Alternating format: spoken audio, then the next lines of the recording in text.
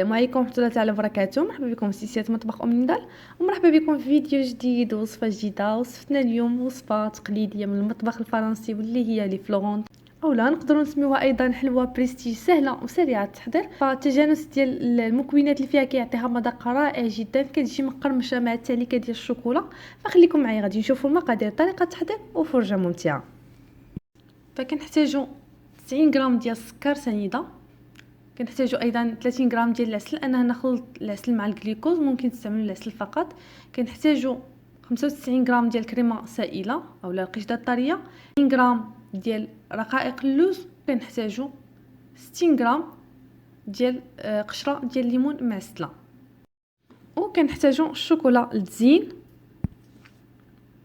كنوضعوا السكر سنيده، العسل والجلوكوز والكريمه سائله اولا القشده الطريه في كاسرونه ولا في طنجره، وكنوضعوها على النار. فهنا كما قلت لكم يعني بالنسبه للكميه ديال العسل 30 غرام، فانا خلطتها بين عسل وجلوكوز. ممكن تكتفيو بالعسل فقط، يعني الا ما عندكمش جلوكوز ماشي مشكل. وحنا واضعين الكاسرونه ديالنا على النار، كنبداو نحركوها باش كتذوب هاد المكونات. هنا وضعت الترمومتر باش يعني نوصل ل 118 درجه ديال هاد الخليط، يعني هو على النار خصو يوصل ليا ل 118 درجه. فهنا الا ما كنتوش كتوفروا عليه فقط تبعوا معايا، غادي نقول لكم يعني فوقاش تزولوا الكاسرونه ديالكم اولا تحيدوا الكاسرونه ديالكم من على النار، لانه خصو يوصل لهاد 118 درجه. وطبعا حنا مره كنحركوه. فكما كتشوفوا كيبدا يغلي الخليط ديالنا، يعني كيذوب السكر كيذوب العسل ايضا، وكنحصلوا عليه على شكل سائل. كما كتشوفوا فبعد ما كتوصل تقريبا 110 درجه، هذا هو الشكل ديال الخليط ديالنا. حنا بغينا يوصل 118، فكيبدا يتقال، يعني ماشي ما يخلعكمش لانه كيبدا يتقال بحال كيبغي يتحجر، ماشي مشكل. غير هو يعني اللون ديالو ما كيتبدلش بزاف، يلا كيمشي يعني داك مع اللون ديال العسل، يلا كيذهب شويه، ما تخليوش يولي كراميل. فكما كتشوفوا هذا هو الشكل ديال الخليط ديالنا، كيبدا بحال كيبغي كيتحجر. هنا وصل لينا 118 درجه، انا طفيت عليه النار. نتوما يعني خصكم تزولوا تماما من النار، ثم كتضيفوا رقائق اللوز وكتضيفوا الليمون معسل اولا قشره الليمون معسل، وكتخلطوا مزيان. وكما قلت لكم هادشي خارج النار. ناخذ السيليكون اللي غادي نشكل فيه لي فلورونتان ديالي، وكنبدا نحط قياس معلقه صغيره من الخليط. هنا الا ما كنتوش كتوفروا على سيليكون على هذا الشكل، ممكن ديروا اطارات الا كنتو كتوفروا عليها صغيره، هي غادي ضروري انكم تدهنوها شويه. اما سيليكون فكيسهل هاد يعني الديمولاج ديال الحلوه ديالنا من بعد، لانه غادي ندخلوها الفران. كنحطوا كما قلت لكم قياس معلقه صغيره ديال الخليط في المول. وهنا ممكن غير تحطوا، لانه من بعد ما كندخلوها الفران يعني مع السخونيه هي كتشد الشكل اولا لا فورم ديال المول.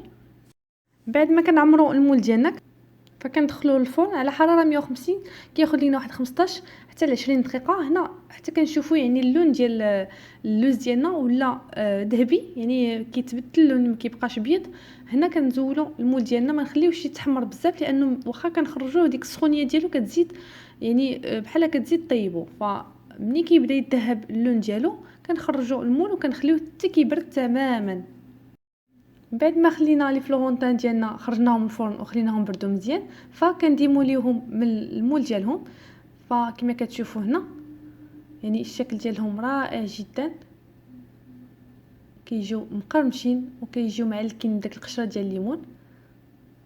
فكما قلت لكم ما تخليوهمش يتعطلوا في الطياب بزاف.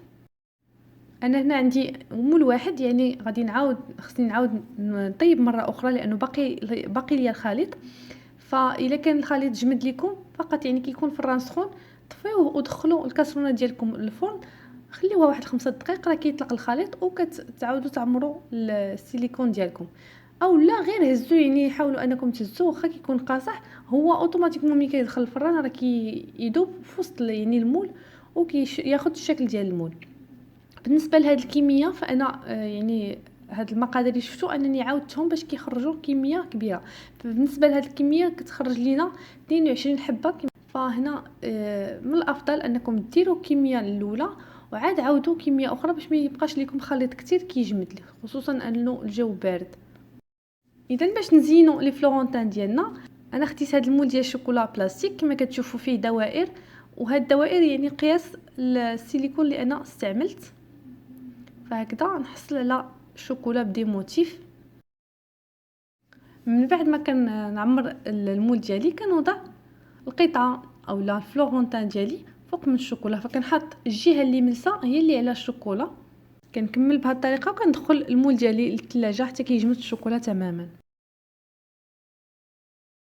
بالنسبه للسيدات اللي ما عندهمش هاد المول فممكن ديروا هاد الطريقه، يعني كتاخذوا الحلوه ديالكم اولا الفلورونتا وكتمروا يعني ديك الجهه الملسه في الشوكولا بهذا الشكل، يعني كتحاولوا انكم تغطسوا غير الوجه وكنوضعوها. فهنا كنخليوها كتجمد شويه، عاد كنشكلوا هكا خطوط بشوكه في الوجه ديال الشوكولا ديالنا، كنخليوها شويه تجمد، عاد كنشكلوا كما قلت لكم هاد الخطوط باش يعني تجي باينه. ايضا ممكن ديروا الشوكولا في السيليكون اللي نتوما يعني استعملتوه وكترجعوا الحلوه لهداك السيليكون. فيعني لكم الاختيار انكم كيفاش تزينوا بهاد الشوكولا. وهكذا كتكون الحلوه ديالنا وجدات، ونتلاقاو باش نشوفوا الشكل النهائي ديالها. هذا الشكل النهائي ديال الحليوه ديالنا كما كتشوفوا كتجي على هذا الشكل، كتجي رائعه شكلا ومذاقا اروع. ايضا كما شفتوا فطريقه سهله باش نحضروها، ايضا سريعه جدا. نتمنى الفيديو يعجبكم، ولا يعجبكم ما تنساوش لايك تعليق اشتراك في القناه، وايضا المزيد من الوصفات زوروا الموقع اللي هو www.cuisineomnida.ma، وما تنساوش تنضموا صفحتي على الفيسبوك اللي هي شيوات اومنيدا سواء بالعربيه ولا بالفرنسيه. مرحبا بكم دائما، بصحه وراحه.